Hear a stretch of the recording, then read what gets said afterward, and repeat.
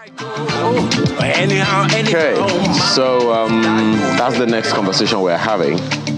Minimum wage versus living wage. Honestly, that's love to caption that. But hey, we're talking about the living wage that the federal government promised. Of course, the economic aspirations and the material well-being of the most vulnerable and the working people should not be neglected. After all, the labors of our heroes past shall never be in vain.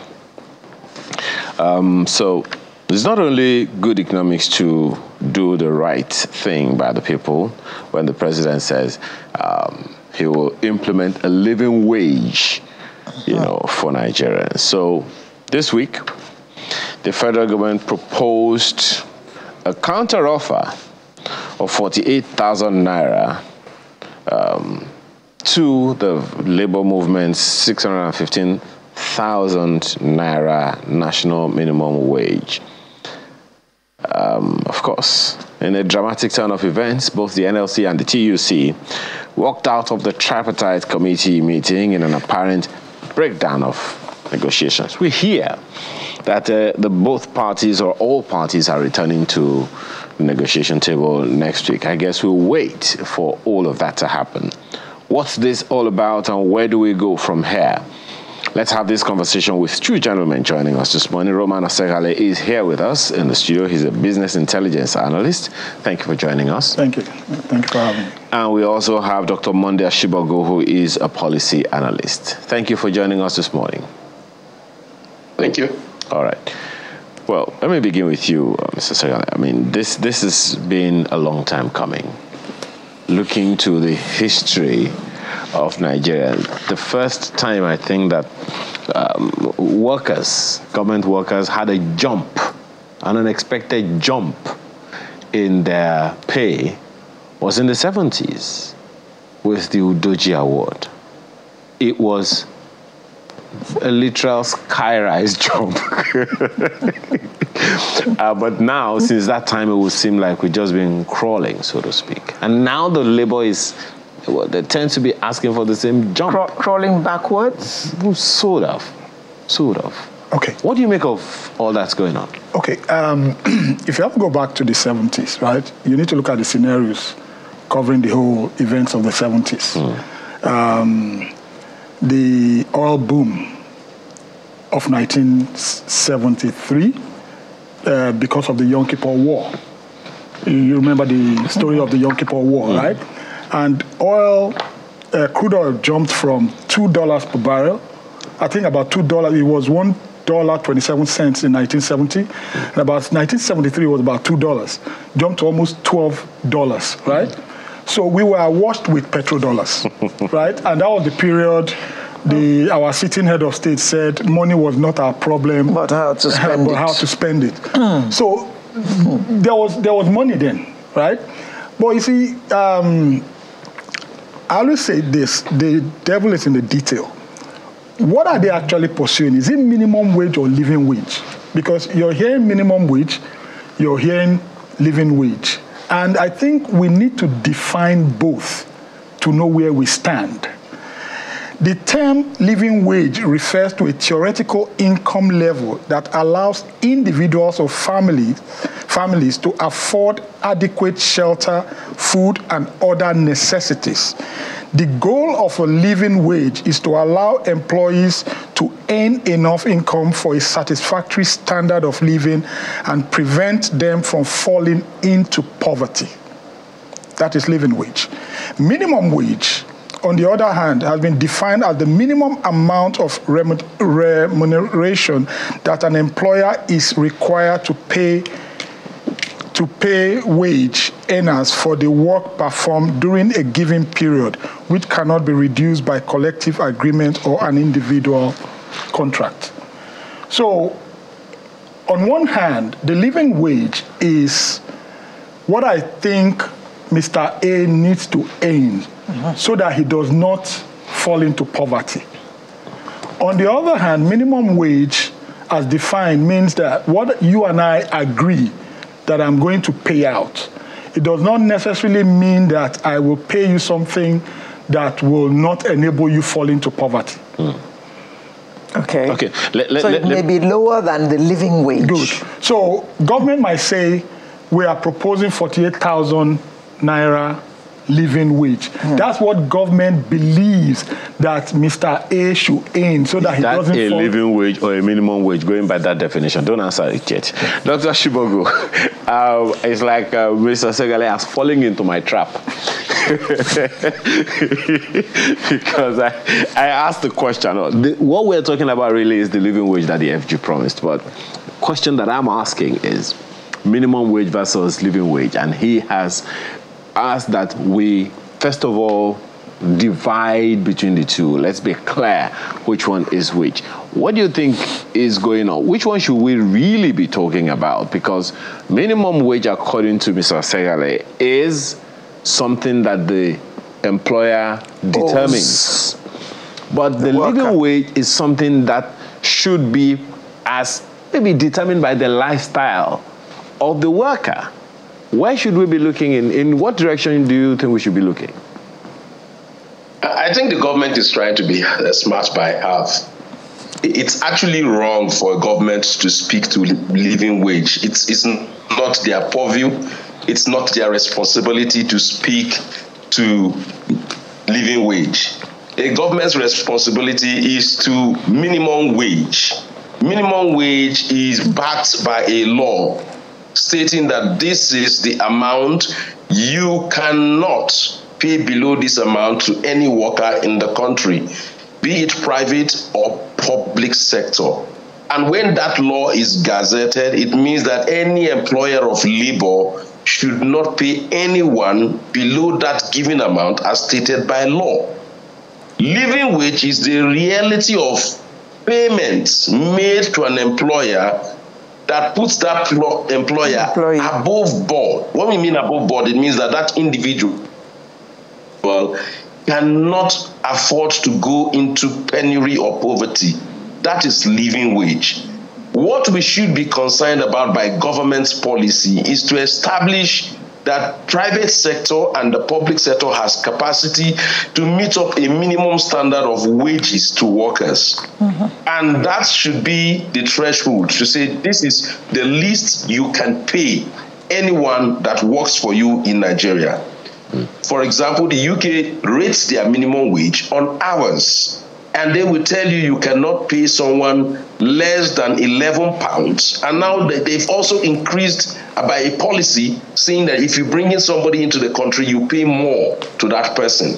They are trying to use that to deter them from bringing in foreign workers and use that other minimum wage to pay their citizens. So when you start talking about living wage, I think the government is just trying to be smart by half. They have not addressed the issue. Okay. The issue is what should be the least payment to a worker in Nigeria. Perhaps that is part of the conversation to have in the coming days, because our law, as you rightly said, talks about a minimum wage, not a living wage. Maybe the thinking of the president in particular is, look, we should have a more satisfying life and not just barely living. Maybe, I don't know, I don't speak for the president, So, but, and gentlemen, let's look at these conversations, as holistically as possible. Dr. Shibogo and Mr. Segale, both of you kindly speak to the fact that the population of the workforce. At any given time, the workforce is not only made of civil servants. It's made of workers in the private sector. It's made up of micro, small, and medium entrepreneurs. It's made of people who literally eke a living. So, in terms of wage income, in terms of earnings, because whether it's a salary or whatever, it is some kind of earnings. Do you think these things factor? Because historically, whenever there is a pay rise, everything else rises, accordingly. And the market is waiting for you. Exactly. With your pay rise. Exactly. And those who can't earn any more than they can earn by themselves, they're going to be in a lurk somehow. What do you make of that? Well, government may propose a living wage or a minimum wage, whichever one they intend to stick by. But you also need to look at the power of the private sector. Will the private sector be able to afford it? Now, we've had petroleum subsidy removed. Mm-hmm. We've had power increased, right? Mm-hmm. Now, those two drivers or those two factors are basically, they are related to inflation. Anytime you increase fuel, you find that prices go up. Anytime you increase cost of power, prices go up. So you're invariably increasing prices of production, prices of services, right? Now, by the time you do that, you look at your bottom line. That means that your profits are basically eroding. Will you be able to afford what government is saying they are going to keep or propose as minimum wage? That is a matter for the private sector. Mr. Ashibogu, this whole thing is now looking to me like the case of the chicken and the egg. If an employer of labor will have to pay more, it means he will have to make more money to be able to afford to pay more. Where is he going to get this money so that he can afford to pay his staff more? Taking into account, of course, the fact that a guy who used to pay 500 naira to get to work now has to pay about 2,000-3,000 to get to work. The food he used to eat probably for about 40,000 naira a month, he now has to spend about 100 on. All these things are facing the employee, but his employer cannot afford to raise his pay because he is not making more money. So it's like, you know, musical chairs. Mr. Ashibogu, your reaction? Given the chicken and egg scenario. But you've just given the chicken and egg scenario. Let me give my own scenario. It's like asking someone to sell his car to buy fuel. So where are you going to put the fuel? So the last minimum wage that had been in the right amount. Most entrepreneurs and employers of labor today can't pay 30,000 naira a month to unskilled workers.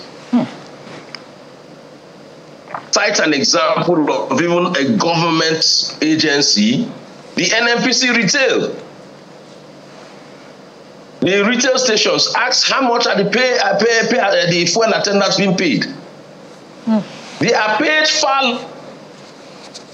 So we must face this reality. The question is, what is the profit margin?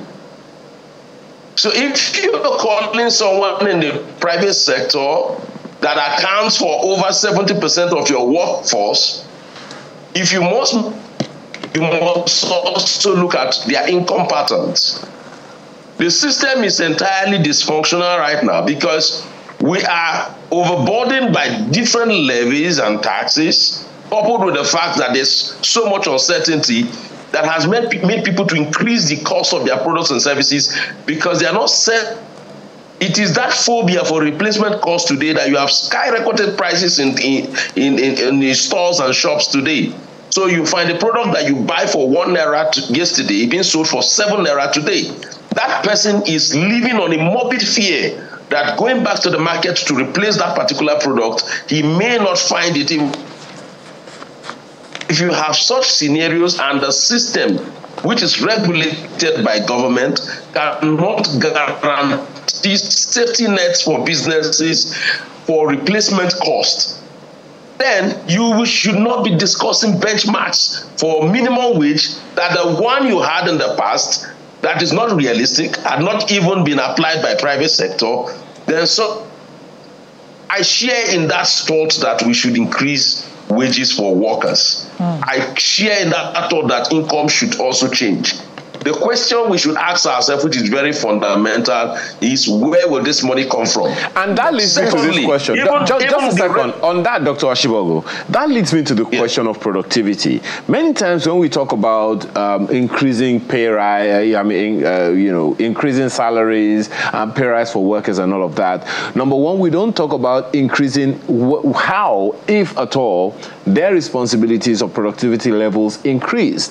We don't talk about what Alero mentioned the other time, the over-bloated ministries, departments, and agencies, that are said to be over-bloated with too many staff that are doing too little. Even citing the example of an ambassador while in office. So, in terms of these negotiations, is this something that should come to the table?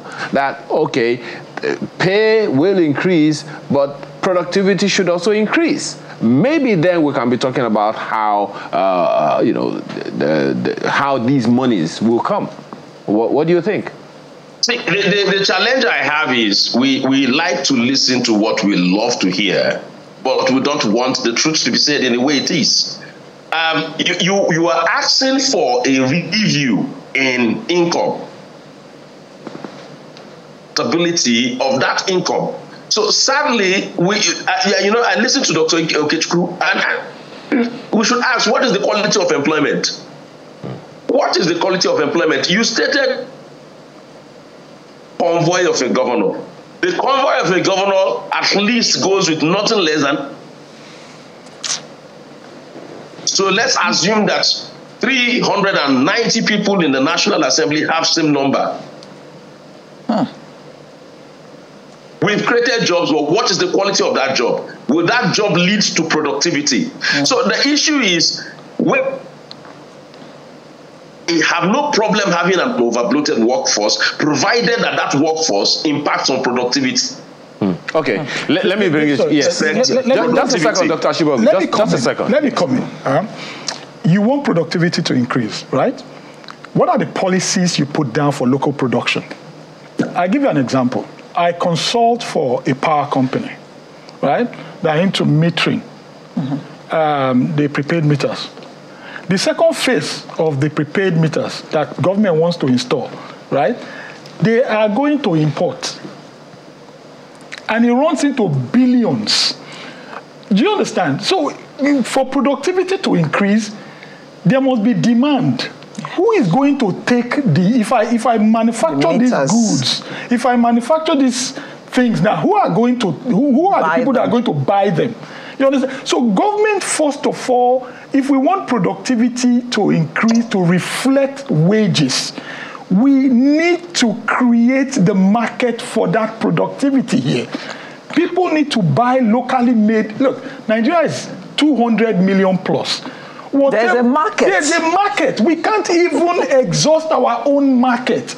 If government comes out with sustainable policies, consistent policies that has to do with manufacturing, protecting the market, you understand? A lot of industries here will strive. And that productivity we can achieve to a certain degree. But when you're not protecting your market, you bring out a policy today, tomorrow you leave the policy, and then goods coming across the borders again, and then the next thing is that what you have put on ground, the goods that come from the borders, kill them immediately. How do you want to now increase the productivity of an average individual on the road? And those that come in are even cheaper. Exactly. Well, let me put this question to you directly. What would you advise is a suitable minimum wage, taking into consideration the rate of inflation at 33.69, cost of transportation, which probably went up about 200-300% since subsidy was removed, cost of power, which also went up about 300%, then food inflation. People have to eat. So taking all these costs into consideration, which I'm sure are some of the costs that Labour took to the negotiating table in the course of the week, what would you advise as a minimum wage? to... Maybe a tough question. Yes, it's a very tough question. But to answer that question, I'm gonna go back in time. 1981. Minimum wage was 125 naira. And the equivalent of that minimum wage then was $204. $1 being 61 kobo. Now, if you go back and multiply that, convert that $204 to present day, using present day conversion rate, yes, you get about over 300,000 naira. But the so-called minimum wage government is proposing now, right? $34. Is about $34 from $204 43 years ago. So we've been on reverse gear for the past 43 years, right? The inflation today stands at about, is it 33.69. 33.69. Yeah. So it's a very dicey question, right? But the major thing is, where will, even if they say they want to pay 250 or 300,000, where will they get it Where will the money come from? I have a few ideas. Where? I have a few ideas. Where? Block all those leakages. Look, a governor leaves office, we hear he has gone away with X number of billions. It's a fantastic idea, but let me digress a bit and go into the budget. You have a budget of 28.7 trillion, right? And I keep saying this: the trillions we hear deceives us.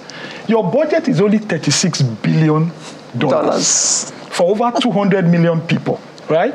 Now, South Africa, 2022-2023 fiscal year, had a budget of 136.6 billion. Education was 27 billion.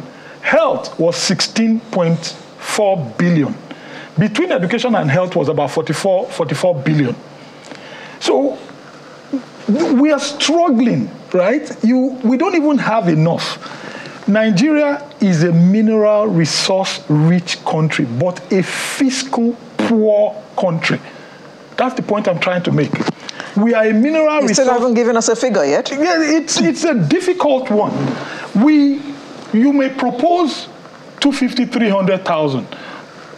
If you're looking at the living wage today, for anybody not to fall into poverty, honestly, I would say it should be between 250 to 300,000. So the question remains, Sir Segale, where will the money come from? That's the problem, and that's why I analyzed the budget for you.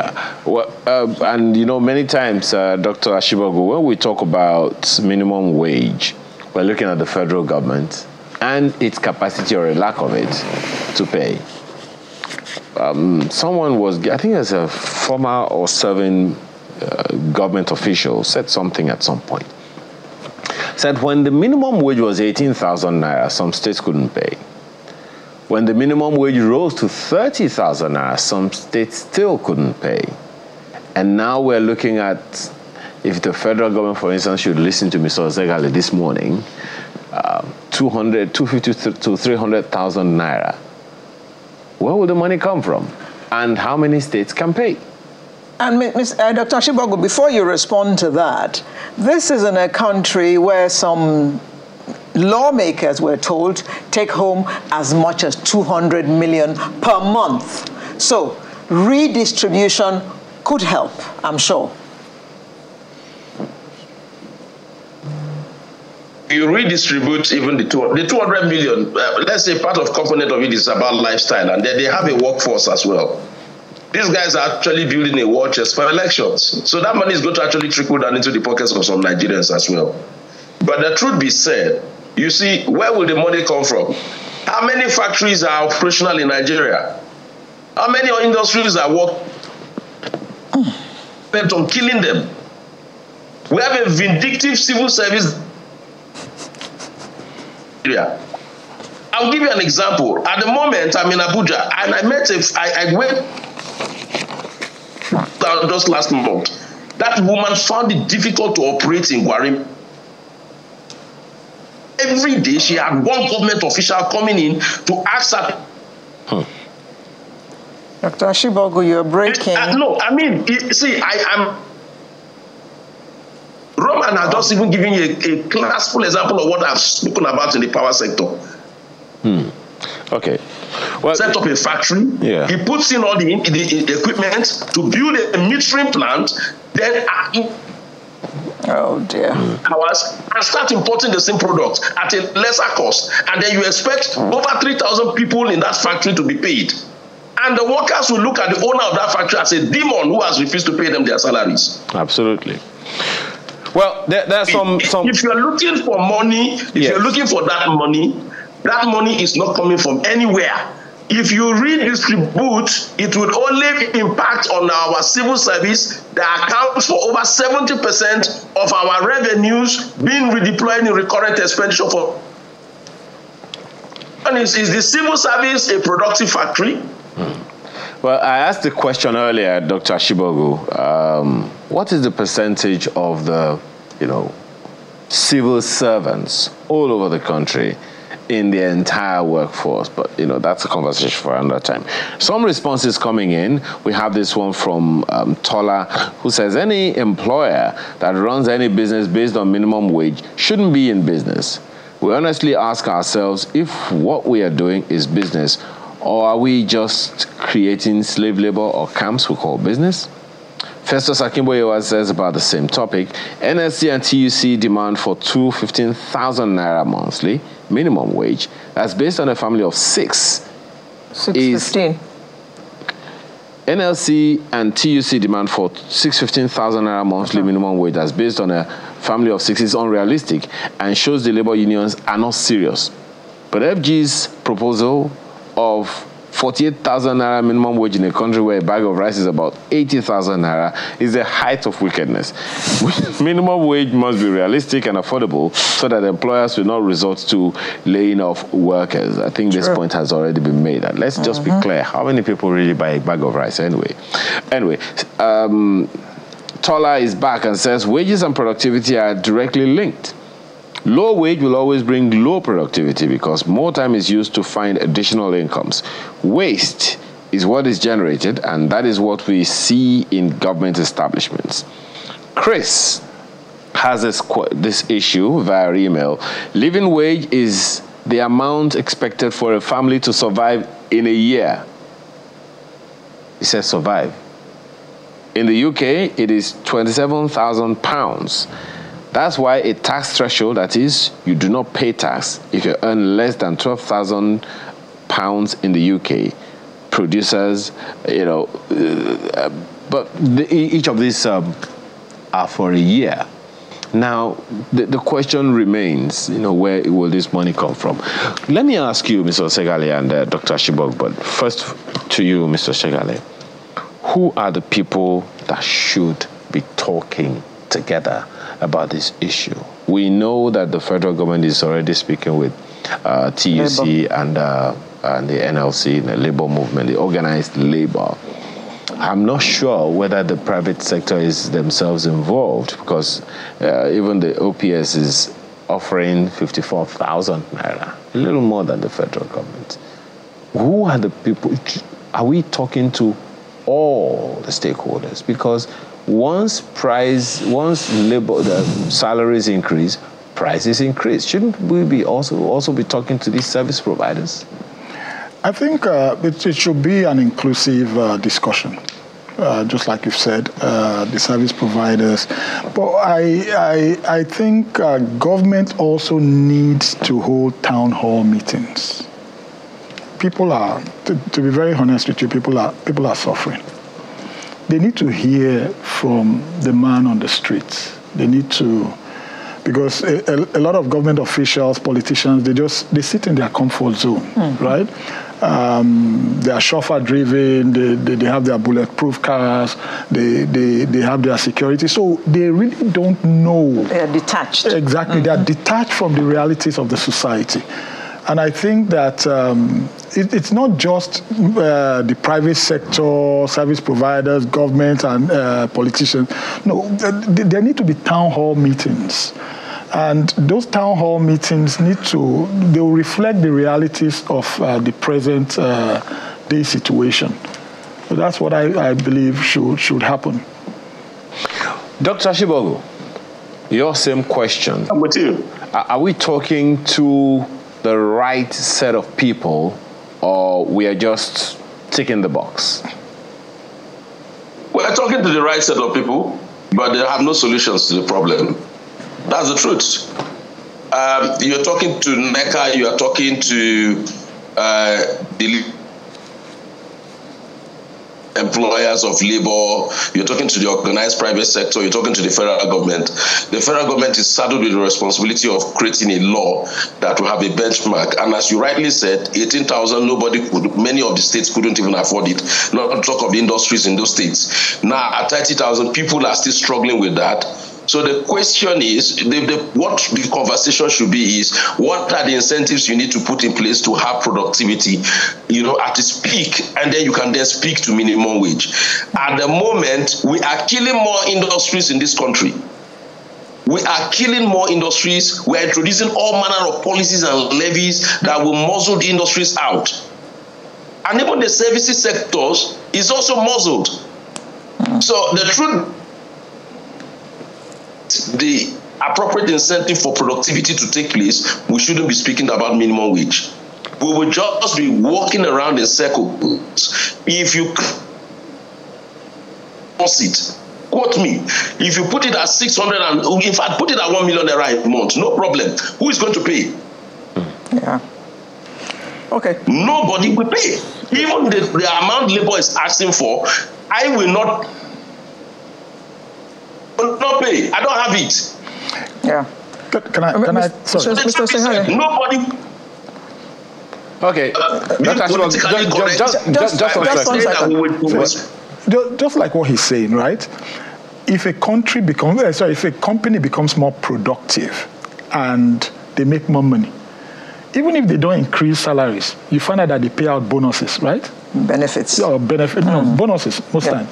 Now, we're putting the cart before the horse in this scenario. Government should focus on productivity. If we're able to increase the productivity of the country, which must come through the manufacturing sector, the real sector, if we increase productivity, nobody, all these things that we are arguing about, it won't arise. Yeah, it won't arise. But you see, there got to be, as I said earlier, there's got to be consistent policies, enforced policies, and we must dictate and determine our goal, where we are going with manufacturing. If we are able to do that, the market we have alone is enough for companies in Nigeria. Now, you talked about policy the other time. My sincere apologies. Yes. You talked about policies the other time. Do we have a policy that does not encourage production? Look at your taxes. If you look at your taxes, for instance, right? I just completed a what do you call it? A business case for the military, right? And it had to do with the DICON Act. Now, you find out when you go to Kaduna, we have this massive facility. But the military has been importing arms since the 60s, and we're not manufacturing.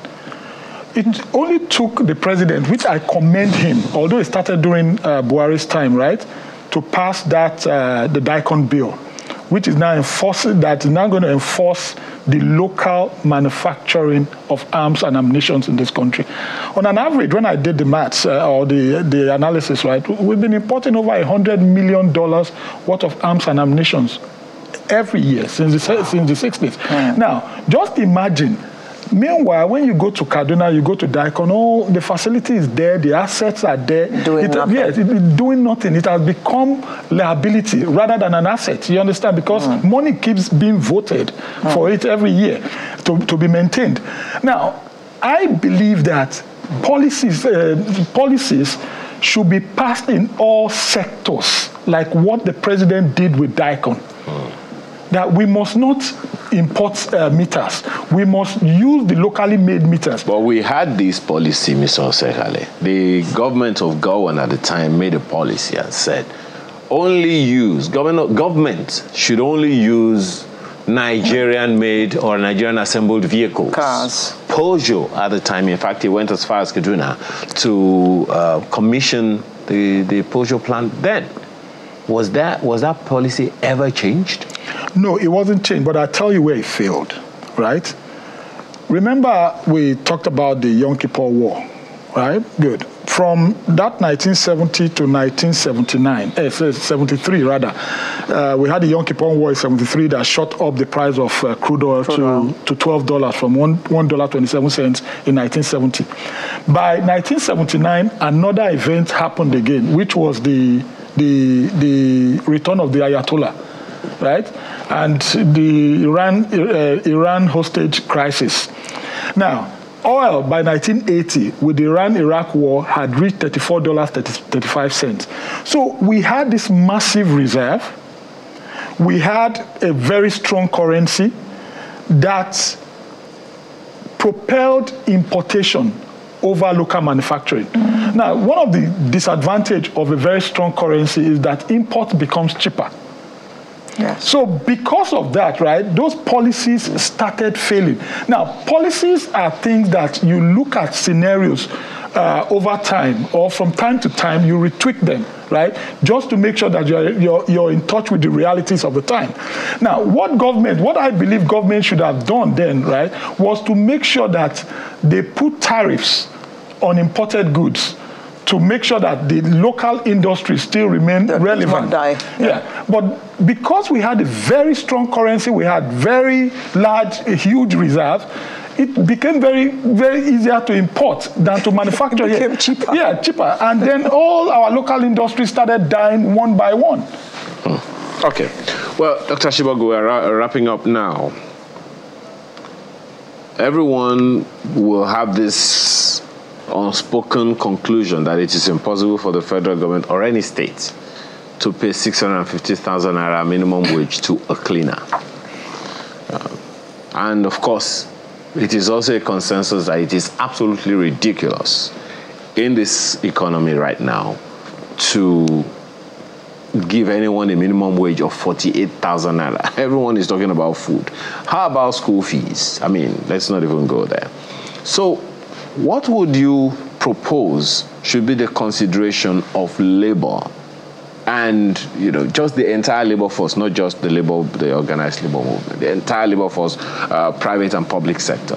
What should be their consideration as they go back to the negotiation table, hopefully next week? Well, for me, it is not about. I'm not actually enthusiastic about this minimum wage or living wage.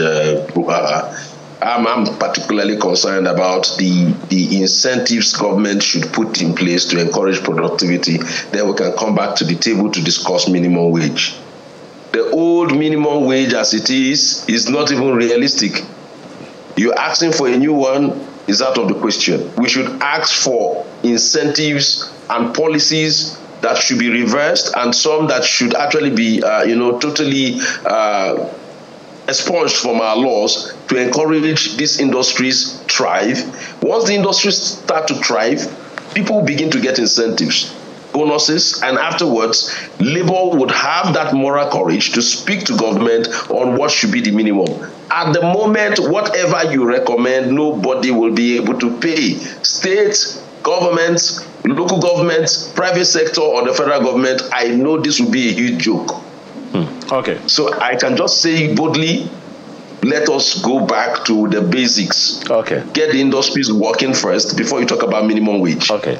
So Segal, do you agree with him? Yeah, I totally agree with him, because if productivity increases, nobody will be chasing. We'll not be discussing this.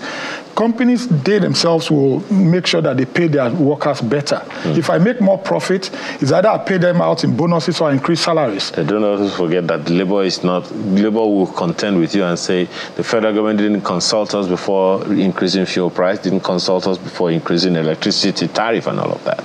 Yeah, but it's normal, or will I say it's normal in a society. Sometimes the government just takes unilateral decisions without consulting labor. which has happened right now. And I believe that that's one of the things that is putting Labour and the government at loggerheads, that you increased the burden of the people, then you should also increase the benefits of the people. The benefits of the people. So that they can cope. Exactly. Yes. Oh, gentlemen, we have to thank you for your time this morning. Quickly, before we go, I just want to raise a thought. So, minimum wage has been 30,000 naira since the president announced fuel subsidy removal on May 29th, 2023. So, those who have been earning 30,000, how have they been coping? Please, we'd like to hear from you. Yeah. How have you lived on 30,000 naira for the last almost 12 months? Well, also to add that about 300% increase in fuel price, 300% increase in electricity tariff, and a stagnant minimum wage. Anyway, thank you so much this morning. Roman Segale is a business intelligence analyst, as well as Dr. Monday Ashibogu, who is a policy analyst and joined us virtually. Thank you, gentlemen, for your time. We're back now. Thank you. Yes, we're back in a moment for another conversation that concerns you, actually. Just stay with us.